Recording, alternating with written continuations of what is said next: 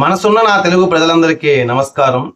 ఈరోజు టాపిక్ ఏంటంటే, ఈ మధ్య కాలంలో సోషల్ మీడియాలో మా దేవుడు అంటే గొప్ప, మా దేవుడు గొప్ప, మా దేవుడు గొప్ప అనేసి అన్ని మతస్థులు కావచ్చు, హైందవ మతస్థులు కావచ్చు, అందరూ గొప్పలు చెప్పుకుంటూ ఉన్నారు.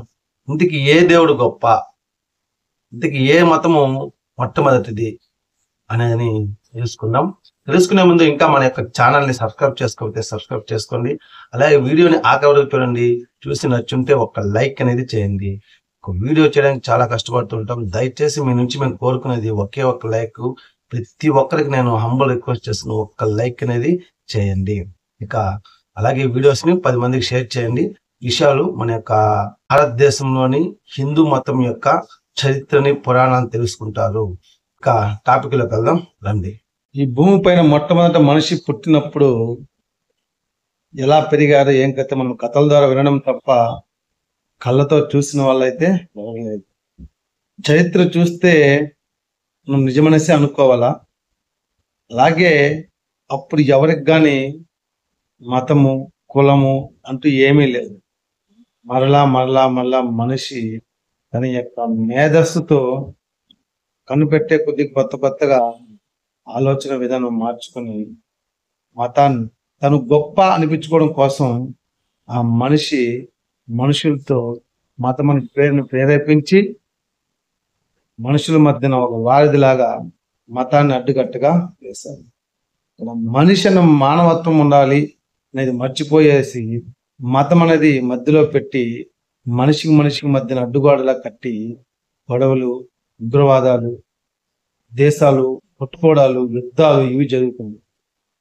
కానీ మనమందరం ఆలోచన చేయవలసింది ఏమిటంటే, ఏ మతం ఎప్పుడు పుట్టినా సరే ఏ మతం మంచి చెప్తా ఉంది, ఏ మతం చెడు చెప్తా ఉంది అనే దాని గురించి కూడా ఆలోచన చేస్తాం.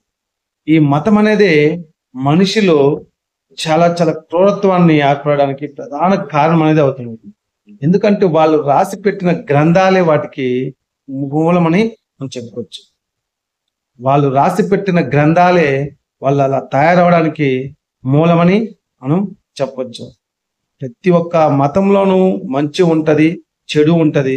కానీ మంచి కోసం, అంటే ధర్మం కోసం, నిజాయితీ కోసం, నీతి కోసం కట్టుబడి ఉండే మతాలు, వాటి కోసం ఉండే మతాలు చాలా తక్కువ ఉంటాయి. కానీ అందరూ నా మతం అంటే గొప్పది, నా మతం గొప్పది, నా మతమే ముందు పుట్టింది, నా దేవుడే గొప్పడు అనేసి కొట్టుకొని చేస్తూ ఉన్నారు ఇక్కడ మానవత్వాన్ని మరిచి. అలాంటిది మతంలో ఏ మతం ఎప్పుడు పుట్టింది ప్రపంచంలో అనే విషయం గురించి తెలుసుకుందాం. ఇది తెలుసుకున్న తర్వాత కూడా నాదే గొప్ప అనేసి అనుకుంటే ఎవరేమైతే చేయలేరు. అదేంటో చూద్దాం. ఈ ప్రపంచంలో ఎన్నో మతాలు పుట్టితే అందులో అత్యధికంగా ప్రపంచంలో పురాతనంగా ఒక 10 మతాల గురించి మనము ఈరోజు చర్చించుకుందాం. ఇస్లాం మతం ఇది పుట్టి ఇప్పటికీ దీన్నే మనము ముస్లిం మతం అని కూడా అంటాము. ఇది పుట్టి దగ్గర 1414 సంవత్సరాలు అనేది అయింది.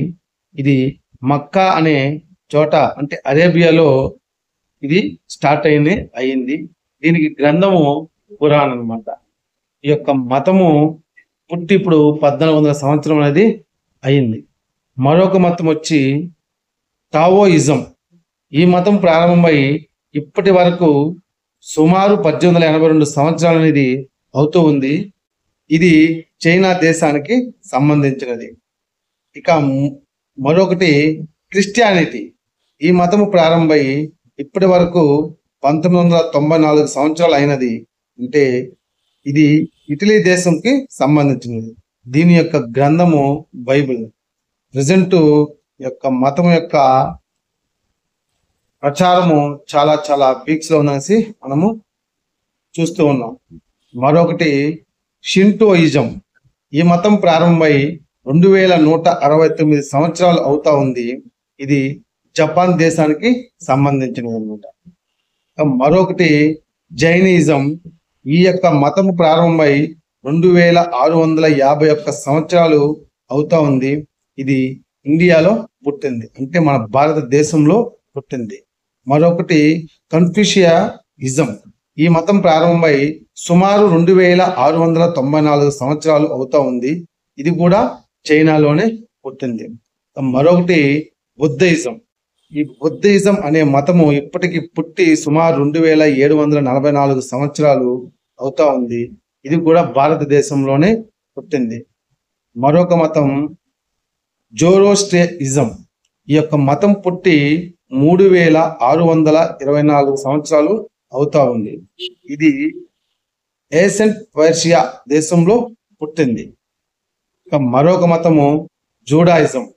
ఈ మతము పుట్టి సుమారు 4224 సంవత్సరాలు అవుతా ఉంది. ఇది ఇజ్రాయెల్ దేశంలో పుట్టింది. ఇక ఆఖరిగా మరొకటి హిందూ మతం. ఈ మతము పుట్టి సుమారు ఇప్పటి వరకు 5000 సంవత్సరాలు పైనే అవుతా ఉంది. ఇది భారతదేశంలో పుట్టింది. విన్నారు కదండి, ఏ మతము ఎప్పుడు పుట్టిందో అనే విషయము. దీన్ని బట్టి ఏమర్థమవుతుంది? భారతదేశంలో పుట్టిన హిందూ మతం అనేది ఈ యొక్క భూమి పుట్టినప్పుడు పుట్టిందనేసి మనందరికీ తెలుస్తాం. ఇది నేను చెబుతూ ఉన్నది ఓన్లీ కలియుగానికి సంబంధించినది మాత్రమే. కలియుగం ప్రారంభమైన సంవత్సరం మాత్రమే భారతదేశం 5000 సంవత్సరాల పైనే అయింది. ఆ తరువాతే మిగతా ఈ మతాలంతా పుట్టిందనేసి ప్రతి ఒక్కరూ గ్రహించవలసిన విషయం అయితే ఉంది. అంతకుముందు ద్వాపర యుగంలో శ్రీకృష్ణుడు, అంతకుముందు త్రేతాయుగంలో శ్రీరాములు వారి గురించి, అంతకుముందు సత్యయుగంలో మన యొక్క దేవీ దేవతల గురించి ఉంది.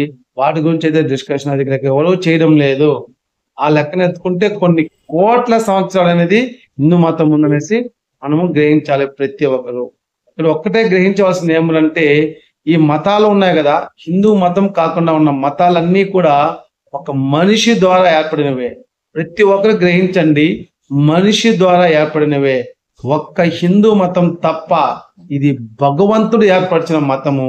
అందుకే మన యొక్క గ్రంథం కూడా భగవంతుడు చెప్పాడు కాబట్టి భగవద్గీత అనేసి పేరు వచ్చింది. కానీ ఇతర మతాల్లాగా మనుషులు చెప్పి వాటిలో సంవత్సరాలు గడిచే కొందికి వాటిని మార్చుకుంటా అనేది జరగడం లేదు.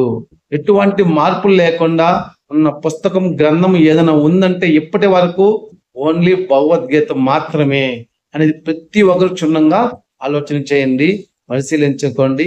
ఈ యొక్క మతమే మన యొక్క భారతదేశంలో పుట్టిన హిందూ మతమే అన్నిటికైనా మొట్టమొదటి మతంగా చెప్పబడుతున్నది. ఇది నేను చెప్పడం కాదు, చరిత్ర చెబుతుంది. ఈ విషయం ప్రతి ఒక్క మతం వారికి తెలుసు. అయినా సరే ఈ భూమి పైన మొట్టమొదటి పుట్టింది మేమే అనేసి శంకలు గుద్దుకుంటా మా దేవుడు ఇలా సృష్టించాడు అనేసి చెప్పుకుంటా ఉన్నారు. ఇదంతా దేవుడు సృష్టించినది కాదు, మనిషి సృష్టించినది ఆ మతాలని. ఆఖరిగా ఒక మాట అయితే నేను చెప్పదలుచుకున్నాను. ఈ ప్రపంచంలో ఉన్న ప్రతి ఒక్కరు హిందువులే. కావున చెట్టు ఒకటే, పండు ఒకటే, కానీ దాని కొమ్మలే వేరువేరుగా ఉన్నాయనేసి ప్రతి ఒక్కరు గ్రహించాలి. ఎప్పటికైనా సరే ప్రతి ఒక్కరు ప్రపంచం మొత్తము హిందూ మతాన్ని ఆచరించవలసి వస్తుంది. ఇది జరిగి తీరుతుంది. కావున ఈ యొక్క వీడియో మీ అందరికీ నచ్చింది అనుకున్నాను, ప్రతి ఒక్కరికి అర్థమైంది అనుకుంటున్నాను. ఈ వీడియో మీకు నచ్చినట్టుంటే దయచేసి ఒక లైక్ అనేది వేయండి. అలాగే ఈ యొక్క వీడియోని 10 మందికి షేర్ చేయండి. మన యొక్క హిందూ ధర్మాన్ని కాపాడండి. మరొక మంచి వీడియోతో మళ్ళీ కలుద్దాం. అంతవరకు భారత్ మాతాకి జై. ఓం నమః శివాయ.